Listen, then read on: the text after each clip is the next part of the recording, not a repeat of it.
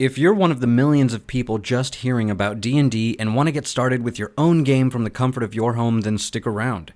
In this video, we're going to show you not only how to find your own group, but to get your own online game of Dungeons & Dragons started as well. You might be shy, a night owl looking for other night owls, or perhaps someone who requires chat functions because of a hearing condition. Whatever the case, the wonderful thing about D&D meeting the 21st century is that it is allowed for so many new ways to start your own game of Dungeons & Dragons without ever leaving your home. The first thing you need to do is find your group, and there are a few ways you can go about doing this. First is friends and family, since they are obviously easiest. Next is coworkers or acquaintances. They are great if you're comfortable hanging out with some new people and want to share in a new experience. And then lastly, there's strangers. Now, you can find groups with strangers on Reddit, Facebook groups, or even at your local comic book store. Obviously, use caution and your best judgment when meeting strangers. Make sure these are people that you're willing to get to know before ever giving any personal information away. But I have had success with 3 out of 5 of the groups that I started, so I promise you it's possible with a little diligence.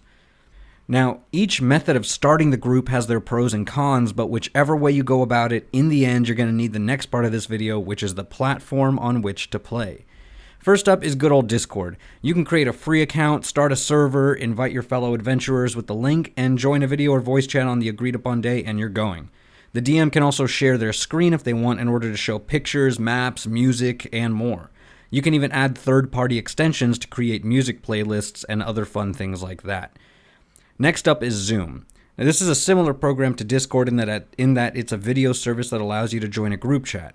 I find this to be better than Discord as far as audio issues and server stability go, but lacks the options and versatility of Discord. Still, this is usually a great starting point since most people already have Zoom, and whenever my other methods are having connectivity issues, I always just ask the group to switch to Zoom and we're playing again within 2 minutes. And last up is my personal favorite, Roll20. This is where I run all of my own games from. You can even upgrade to the pro versions to gain access to different levels of assets like free maps, tokens, lighting effects, and more.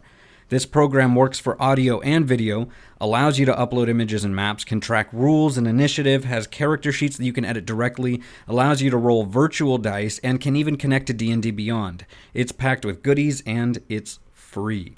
To top it all off, it even has a search feature if you're looking to jump into a game with strangers right away, killing 2 birds with 1 stone.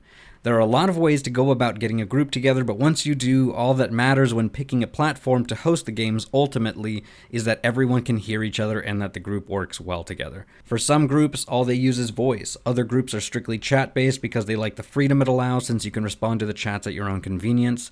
Some groups require everyone to use a particular platform or to always have a camera on because it makes it easier to read social cues and engage more. That's the beautiful thing about D&D. There's no right or wrong way to play it, and even the rules tell you it's your world. Hopefully this helped you a little bit in figuring out how to find your own game and get your own party together. Thank you so much for watching. I definitely did not cover every method out there, so please tell me and the others out there how you play your games in the comments below. I'm sure there are some creative methods out there.